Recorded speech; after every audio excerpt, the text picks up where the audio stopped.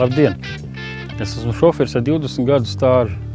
Esmu nobraucis vairākus miljonus kilometru. Šodien mēs jums parādīsim dažus vingrinājumus, kā uzturēt sevi normālā fiziskā formā, jo es zinu, cik ir grūti saņemties, izkāpt no kabīnes un izdarīt kaut ko pašam sevis labā. Bet ticiet man, tas jums palīdzēs un tas ir to vērts. Šajā video mēs jums parādīsim dažas pamatlietas, kuras būtu jāievēro katram tālbraucējam. Kabīnes ergonomija, sagatavošanās reisam, vingrinājumu reisa laikā un pēc tā.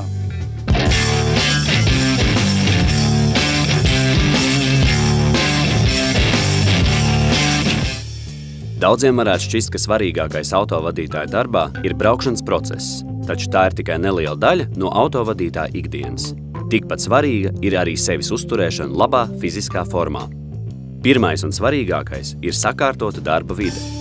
Autokabīne un autovadītāja sēdeklis ir vieta, kur tiek pavadīta lielākā daļa darba dienas. Autovadītāja sēdeklim ir jābūt noregulētam tā, lai mugura ir taisna, nevis saliekta. Braucot, liela slodze gūs uz autovadītāja pleciem. Lai to atvieglotu, elkoņu balstiem ir jābūt nolaistiem. Bieži vien kabīnes un ārā temperatūra mēdz atšķirties. Tāpēc pirms izkāpt no tās, atcerēsimies uzvilkt ko siltāku un sakārtot kreklu, lai strādājot netiktu sapūsta mugura. Pierasts izkāpt no kabīnes pa kreiso pusi, taču ieteicams ik pa laikam izkāpt arī pa blakus sēdētāja durvīm. Tas izlīdzinās ķermeņa noslodzi. Izkāpjot no kabīnes, nedrīkst lēkt. Pareizi no kabīnes jāizkāpj atmuguriski, ar abām rokām pieturoties pie rokturiem. Veicot darba pienākumus ārpus kabīnes, obligātas ir divas lietas – atstarojošā veste un speciāla darba apavi, kas ļaus jūs vienmēr pamanīt un pasargāt kājas no traumām. Ik pa laikam nāks celt arī dažādas smagumus. Darot to nepareizi, palielinās risks gūt neatgriezeniskus jostas daļas bojājumus.